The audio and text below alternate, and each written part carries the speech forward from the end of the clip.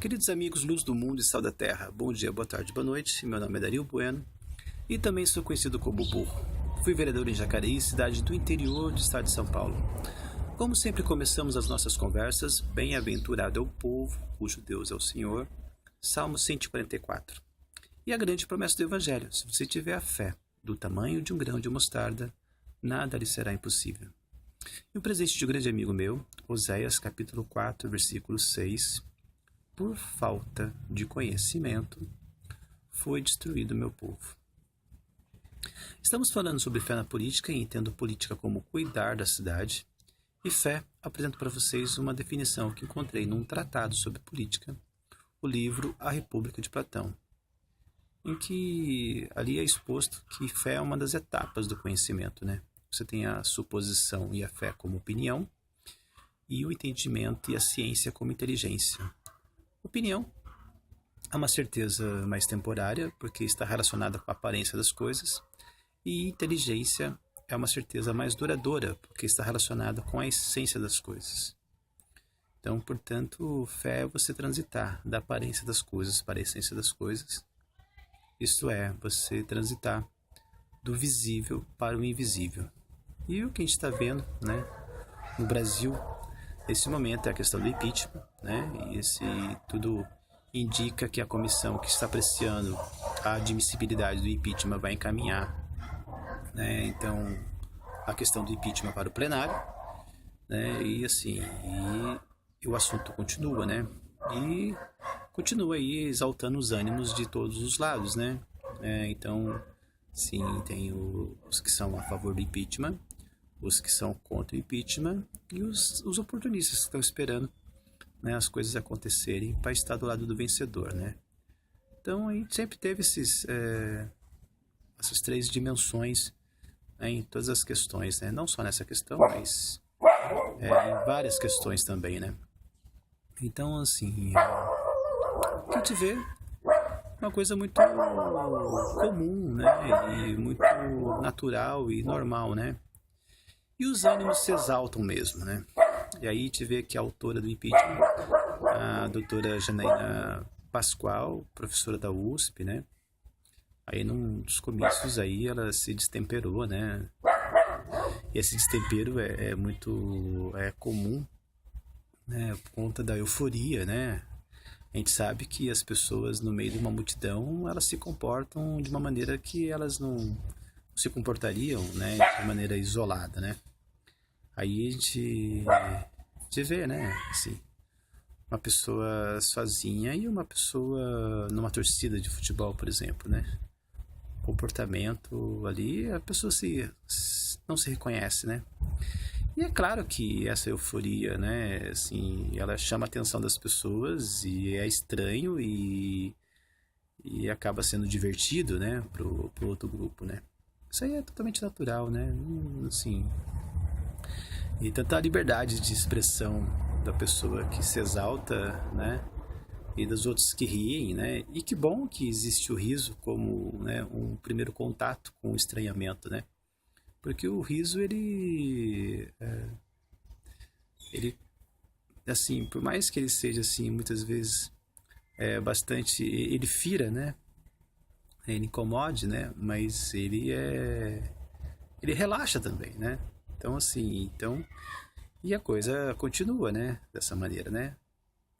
Porque a gente não pode achar que o que não é normal não seja natural, né? E que, assim, e que o estranhamento, ele também ele acontece, como erupções, né? Da convivência, né? E, assim, e aí a gente precisa tomar cuidado, que, assim, o ser humano, né, ele sofre, né, basicamente pela confusão das coisas, né? E ele precisa se organizar, né? E uma das questões, né, de se organizar é saber de que lado tá, né? Ele começa a criar fronteiras, né? Porque ele vai se sentir protegido, ele vai se sentir confortável, né, relaxado, né, se ele estiver num bloco que eu defenda ou que atrase, né, o ataque, né, de qualquer situação adversa, né? Então, assim, quanto menos exposto, né, mais confortável o ser humano é. Isso aí é natural também, né? A gente vê isso aí entre outros seres, né? Entre os animais, nas suas manadas. A gente vê entre as florestas, né? Existem espécies de árvores que não sobrevivem isoladas, né? Elas precisam estar ali em conjunto, né? Com outros pares, né? Essa é a ideia dos partidos, né? E assim, os partidos vão se disputar, é normal. Agora, o que eu acho assim nocivo para a sociedade e a sociedade está nauseada é justamente com a confusão, né? Porque quem se organiza durante muito tempo, né, assim, de uma maneira até covarde, quer impedir que o outro se organize, né? E isso vai debilitando as relações, né? Então, assim, eu vejo assim, muitas pessoas assim, apreensivas com outro grupo organizado. Né? O que a gente vê, muitas vezes, assim, é chegar ao poder um grupo que quer governar de maneira homogênea, né? Sem a presença de um grupo que o conteste. Né? E aí, assim, a gente vê que para evitar que exista essa contestação, né? Começa a constranger, começa a inibir os outros grupos logo no início, né? Aí eu vejo que também, né, e o Evangelho diz, né, venha e veja, né, que, assim, é dentro desse visível que a gente vai conseguir transitar para o invisível, né? Aí eu vejo, assim, que o fascismo é uma vala comum de tudo que é repugnante, né? Então a gente não sabe o que é fascismo, mas acusa o outro de fascista. Acusa o outro de fascismo, né? Assim, qualquer excesso, qualquer estranhamento do outro, isso é fascismo, né? Então, assim, conta da Janaína, por exemplo, sim, nós não podemos rir da Janaína, porque isso aí somente as feministas não podem rir, porque só estão rindo dela porque ela é mulher, né? Isso aí é um expediente opressor, associar a mulher com a loucura, isso historicamente, não sei o que e tal, né? Assim, o destempero dela não é loucura, né? O destempero dela é fascismo, né? Assim, só que aí existe um erro de coerência e de raciocínio, né? Porque se o destempero dela não é loucura, mas é fascismo, né? E assim, e coloca o fascismo como coisa de psicopata, né? Então, assim, você troca uma insanidade por outra, né? Então, assim, você não pode rir da mulher porque é contra o feminismo, né? Mas você tem que ver que aquilo lá é fascismo.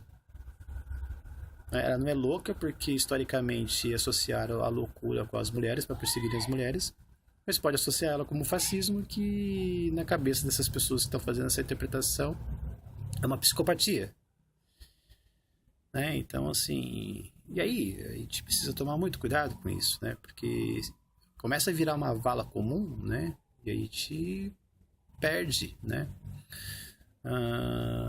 A riqueza das relações, porque se a gente não permitir que outros grupos se organizem, né, de maneira racional, esses grupos eles vão se aglutinar de maneira bruta, né? E aí a gente vai ficar no círculo vicioso de achar que o outro grupo é psicopata, né? Por causa da brutalidade dessa organização, porque assim, ninguém sabe o que é, né? Quem acusa não sabe o que está acusando e quem é acusado não sabe do que se defender, né? E aí vai ter, assim, reações vitais e primárias, né? De violência, né? Então, quem acusa o outro de fascista está plantando a violência. Mais do que quem é acusado, né? Então, assim, a gente tem que tomar muito cuidado com isso também, porque, assim, você gera confusão, você gera angústia, você gera violência para justificar a repressão também, né? E aí o grupo que teve condições de se organizar, e muitas vezes sem pudor, né, prevalece, porque a experiência nos diz que quem se organiza prevalece sempre, né? Então, assim, vamos parar com isso, né? Que os fascistas levarão pedras e nós levaremos flores, né? Como se a flor fosse, né, um símbolo de superioridade, né? E como se as pedras não fossem necessárias em momentos de urgência e de emergência. O que a gente precisa fazer é não chegar nesse nível, né? E nesse nível é assim, é apreciar, né, a organização de outros grupos, sim. Não criminalizá-los, né? Criminalizar a ignorância do adversário, né, não é a melhor maneira de civilidade e muito menos de democracia, né? Então quem faz isso não é superior em nada, né? Não é superior em nada, né? São só medíocres covardes, né, que prevalecem porque os outros caem nessa besteira, né, de não se organizar, né?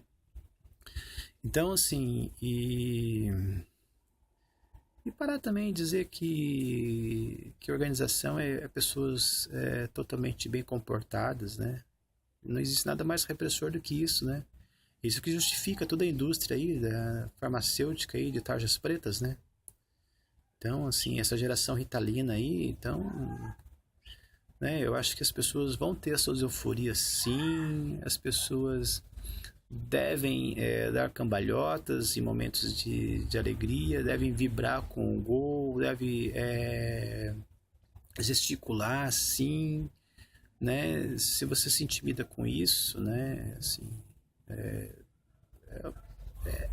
você que está mostrando uma fragilidade, né? E quer que as outras pessoas se adequem à sua fragilidade ou à sua maneira cosmética de ver as coisas, né?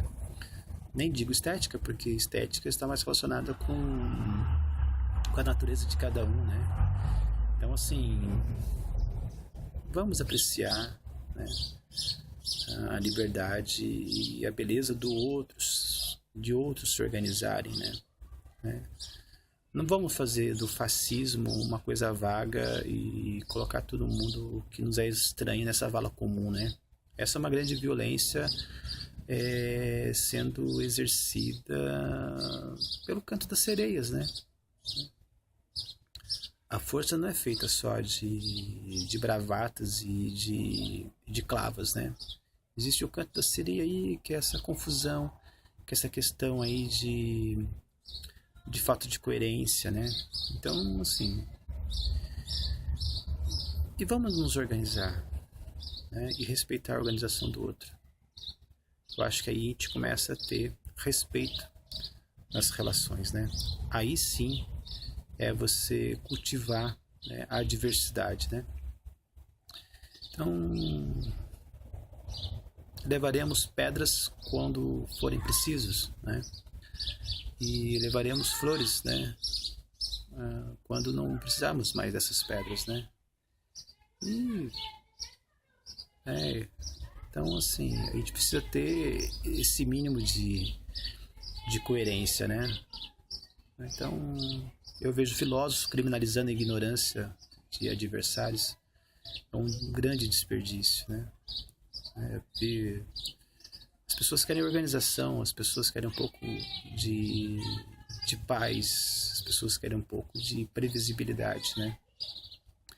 E a gente que precisa de uma maneira muito gostosa mostrar que o imprevisível, né, pode ser o melhor da festa, né? Então a gente não pode, né, assim, elogiar a loucura, né, e tentar reprimir o imprevisível, né, da euforia das pessoas, né? É uma grande incoerência também. Então, cara Escalícia, né, isso é Graça e Verdade. A gente continua falando com respeito do Sura sobre esses assuntos do Brasil que tornam o Brasil grandioso, né? Porque é do Pai, o universo, o dinamismo e a mais elevada honra. Assim seja, pelo bem do nosso querido Brasil.